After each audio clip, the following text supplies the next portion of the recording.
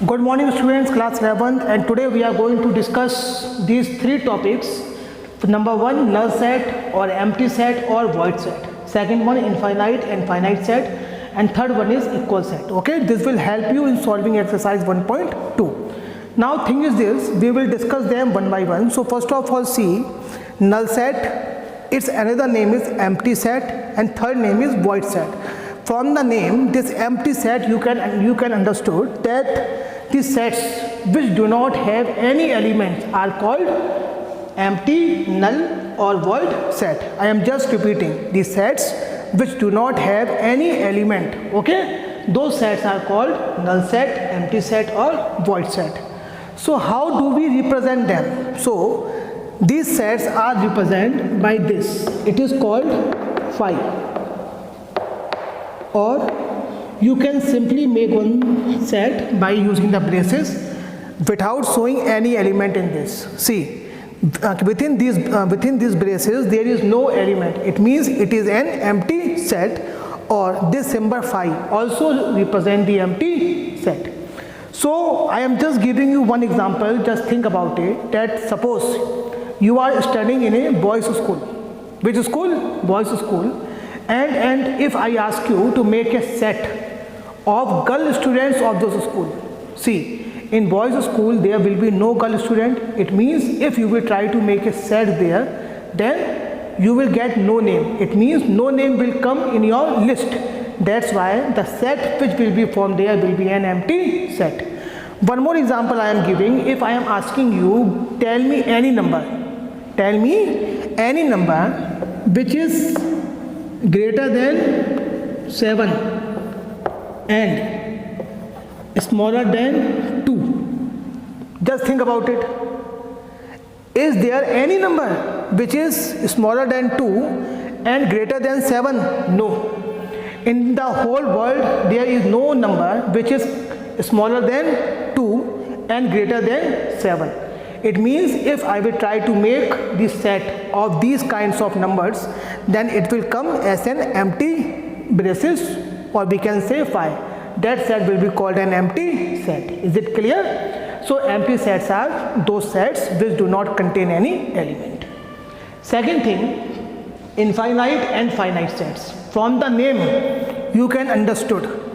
Infinite set means, suppose I write here a equals to 1, 2, 3, 4, dot. Okay, this is just one example. I am giving you one more example. Let's take of set B. 1, we can say 11, 12, 13, 14, 15. Can you find out some difference in both the sets? Yes. If I will talk of set A, how many elements does it contains?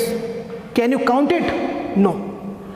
We cannot count the number of elements in set A. We know it is 1, 2, 3, 4 and going on, 5, 6, 7, 8, 9, 10. Means if you will keep counting, then this counting will go on. It means the number of elements of this set is uncountable. And if the number of elements of any set is uncountable, it means that is an infinite set.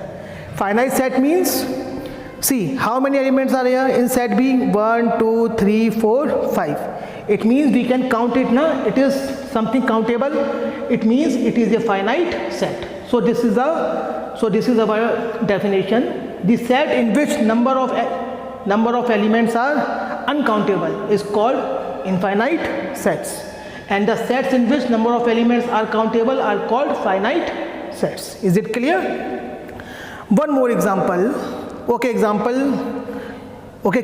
If I will say make a set of natural numbers. Make a set of natural numbers. This is actually a set of natural numbers. So we don't know its ending. That's why it is called infinite set. But we know its ending and starting, so it is a finite set. Okay? Now third topic, equal sets. So which kind of sets are called equal sets? Listen to me very carefully, the definition. Two sets are said to be equal if they have same number of elements and same type of elements. Means if in two sets number of elements are same, okay, first thing. Second thing, same elements are there, then the two sets are called equal sets.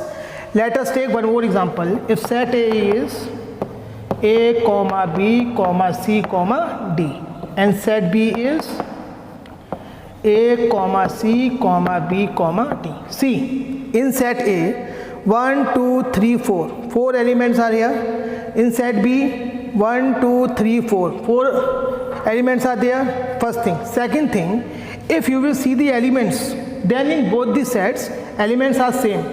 A is okay coming in both the sets, B is also coming in both the set, C is also coming in both the set, and D is also coming in both the sets. So we can say, this is our definition, that two sets are said to be equal, A equal to B, if they have same number of elements and same type of elements. Okay, is it clear? So I will explain the concept for solving exercise 1.2 and you have to try the all examples of this exercise. Okay, thank you very much.